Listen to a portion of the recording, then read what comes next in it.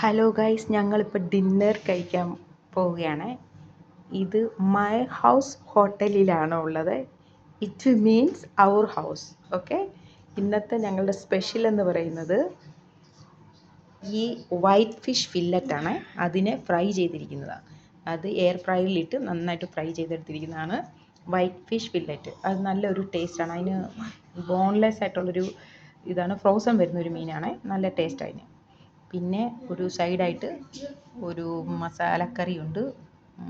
അത് ഹോട്ടലിൽ നിന്ന് വാങ്ങിച്ചതായിരുന്നേ. ഉച്ചയ്ക്ക് വാങ്ങിച്ചതിൻ്റെ ഒരു ഗ്രേവി.